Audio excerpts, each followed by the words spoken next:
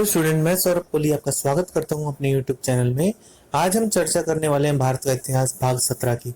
इससे पहले 16 भाग यानी कि प्लेलिस्ट में मैं ऐड कर चुका हूं, आप जाके चेक कर सकते हैं। ये सुपर फास्ट सीरीज है और हर गवर्नमेंट एग्जाम के लिए काफ़ी उपयोगी है, खासकर पीजीटी हिस्ट्री, टीजीटी एसएसटी और साथ ही साथ ही केवीएस, एनवीएस, यूपीपीसीएस और अन्य एग्जाम्स के लिए काफ़ी उपयोगी है।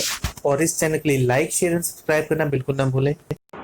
निम्न में से किस स्थान से यह साक्ष्य प्राप्त होता है कि सिंधु सभ्यता के लोग सूती कपड़े का प्रयोग करते थे? मोहनजोदड़ो। सिंधु सभ्यता के लोग खेत जोतते थे, यह साक्ष्य निम्न में से किस स्थान से मिला है? कालीबंगा। ऋग्वैदिक आर्यों ने सबसे पहले निम्न में से किसका प्रयोग किया? चावल, गेहूं, जौ या मक्का? चावल का। उत्तर वैदिक काल में गणतंत्र को निम्न में से किस नाम से जाना जाता था? सभा, समिति, उर या जन? जन के नाम से जाना जाता था। सबसे प्राचीन भारतीय भाषा की पुस्तक है महाभारत, रामायण, अष्टाध्यायी, निरुक्त? निरुक्त। भारत में चित्रकला की प्राचीनतम पुस्तक है अलग्रगण्य सूत्र। अलग्रगण्य सूत्र। निम्न में से कौन निग्रंथ के रूप में विख्यात हैं? जैन। कैनन ऑफ श्वेतांबर पुस्तक अंतिम रूप से निम्न में से किस स्थान पर संग्रहित की गई? वल्लभी। थेरवाद शाखा निम्न में से किससे संबंधित है? बौद्ध। सौराष्ट्र राष्ट्र को मौर्य साम्राज्य में मिला लिया गया था, इसका साक्ष्य किस अभिलेख से मिलता है? गिरनार के शिलालेख। प्राचीन भारत में एक ही कुल के स्त्री पुरुषों के मध्य वैवाहिक संबंध को कहा जाता था? संगोत्र विवाह। सबसे पहले कलिंग देश को निम्न में से किसके शासनकाल में जीता गया था? नंदों के। विदेशों में बौद्ध धर्म का प्रचार करने के लिए अशोक ने निम्न में से किसको भेजा? संघमित्रा। लोहे का प्रथम प्रयोग निम्न में से किस काल से संबंधित है? चित्रित धूसर मृदभांड काल।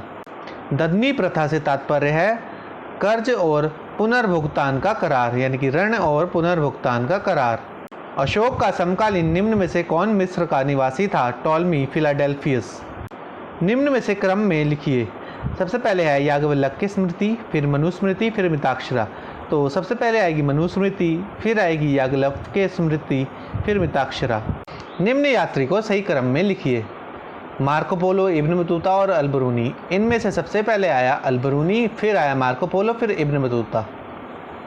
गुप्त काल में सबसे प्रसिद्ध देवता थे विष्णु। रोमन सिद्धांत के प्रमाणित किया लघु जातक। सारनाथ स्तंभ में चक्र इंगित करता है धर्म को। अर्थशास्त्र के अनुसार सीता अध्यक्ष के अधीन था कृषि। किस लेखक के अनुसार मौर्य काल में जलयान पर राज्य का अधिकार था? प्लिनी। पशुपति संप्रदाय को निम्न में से किसके प्रारंभ किया? लुकुलीश। यहूदियों के निवास का प्रथम साक्ष्य प्राप्त होता है चेर युग में। चोल युग में उरियूर प्रसिद्ध था सूती वस्त्रों के लिए। चोलों की राजधानी थी पुहार। चेरों का बंदरगाह था मुजीरिस। ऐहोल अभिलेख के अनुसार किसे सकलोत रापथ नाथ कहा जाता है? सकलोत रात पथनाथ कहा जाता है हर्ष को। तोल कपियार पुस्तक है व्याकरण पर आधारित। संगम साहित्य का मुख्य विषय है दर्शन और धर्म। चोल युग में कर अदा करने वाले समुदाय को जाना जाता था उर के रूप में।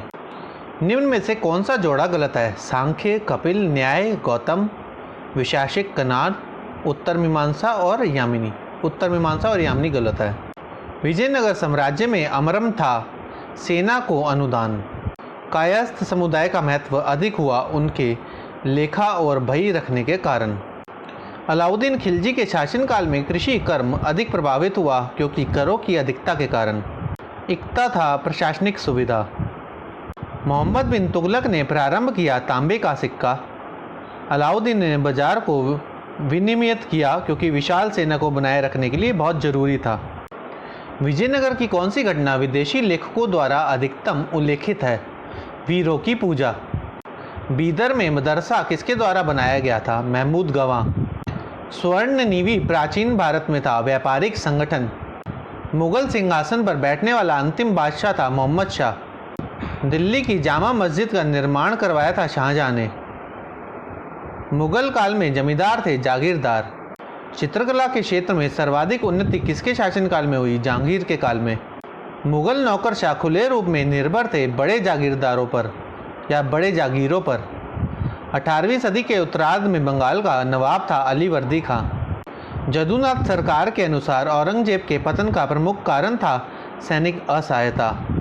शिवाजी के प्रशासन काल में पंडित राव अधिकारी था धार्मिक विभाग का।